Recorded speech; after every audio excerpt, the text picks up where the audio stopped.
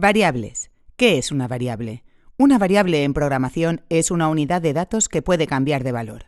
Es la forma más simple de almacenamiento, representando una zona de memoria donde se almacena un elemento de datos.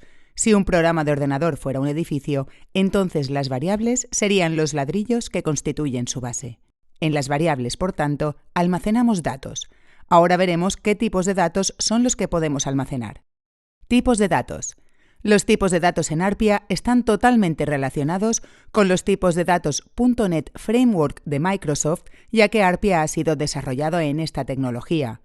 Cada tipo de dato es importante, dado que especifica lo siguiente: valores y rango que se puede asignar a la variable barra constante, tipos de operaciones permitidas sobre la variable barra constante, tamaño en memoria que ocupa la variable barra constante.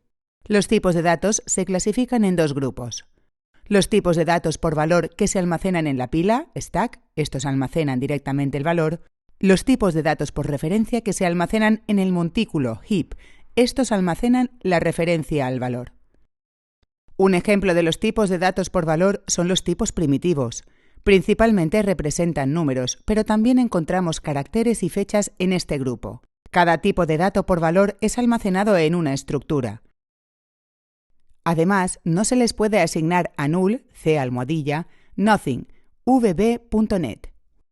Al listado anterior se deben agregar todos los tipos de datos declarados como struct, los cuales también son tipos de datos por valor. Los tipos de datos por referencia son los más utilizados en .NET. Para los más avanzados son las clases, interfaces, etc. Conversión de tipos de datos. Cada valor tiene un tipo asociado que define atributos como la cantidad de espacio asignado al valor, el intervalo de valores posibles que puede tener y los miembros que ofrece. Muchos valores se pueden expresar como más de un tipo. Por ejemplo, el valor 4 se puede expresar como un entero o como un valor de punto flotante. La conversión de tipo crea un valor en un nuevo tipo que es equivalente al valor de un tipo antiguo, pero no conserva necesariamente la identidad o valor exacto del objeto original. .NET admite automáticamente las conversiones siguientes. Conversión de una clase derivada a una clase base. Esto significa, por ejemplo, que una instancia de cualquier clase o estructura se puede convertir en una instancia de tipo object. Esta conversión no requiere un operador de conversión. Conversión de una clase base a la clase derivada original.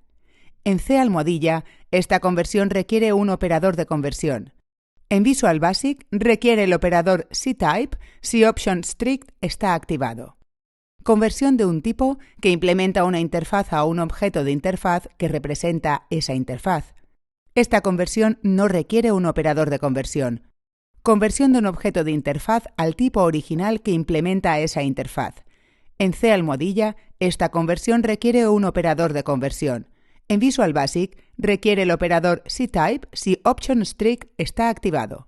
Bueno, como esto puede sonarnos a chino, lo mejor es ver cómo se comportan los tipos de datos con un pequeño ejemplo. Hemos preparado un pequeño ejemplo en el que le vamos a pedir al usuario que introduzca dos números enteros en dos actividades de tipo diálogo. Recogeremos esos dos valores en dos variables de tipo string, que es el tipo que devuelve el input del usuario. Las llamaremos dato_entrada1 y dato_entrada2. Trataremos de convertir los dos strings a números enteros, es decir, de tipo int32. Para ello hemos creado dos variables de tipo int32 que llamaremos entero1 y entero2. Digo trataremos porque una conversión puede fallar, por eso hemos puesto este try catch, para que en caso de que falle nos muestre el mensaje de error que se ha producido.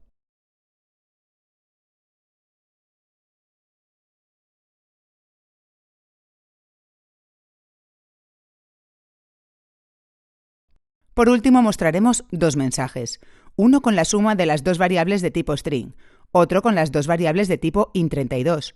Cualquier otra combinación no nos sería permitida ya que no se pueden en principio sumar datos de distintos tipos.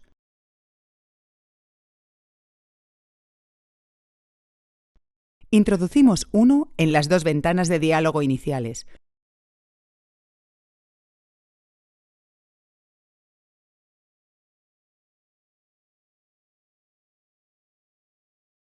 Como podéis observar, la suma en string nos devuelve 11, mientras que la suma en int32 devuelve 2, que es el resultado que esperábamos.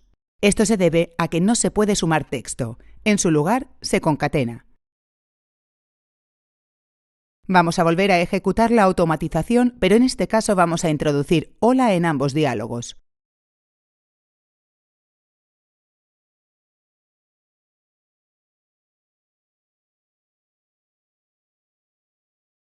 Como constatar, se produce una excepción al tratar de convertir los strings hola a enteros de tipo int32. Es lógico. Hola no está representado por ningún entero como sí lo estaba anteriormente el 1.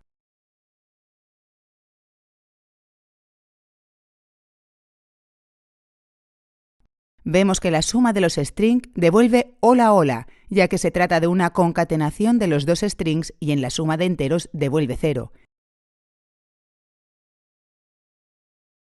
Esto se debe a que int32 es una estructura y como valor inicial, al ser declara, tiene 0.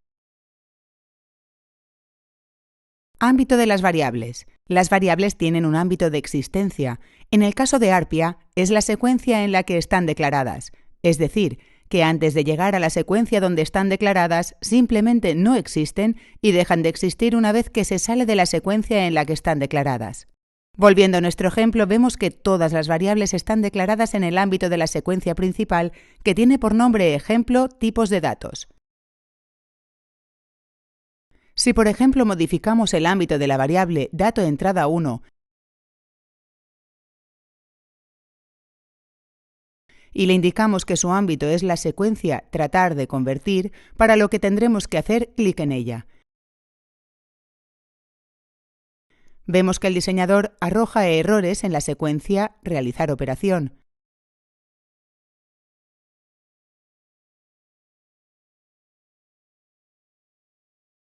Esto es debido a que estamos tratando de utilizar una variable que ya no existe.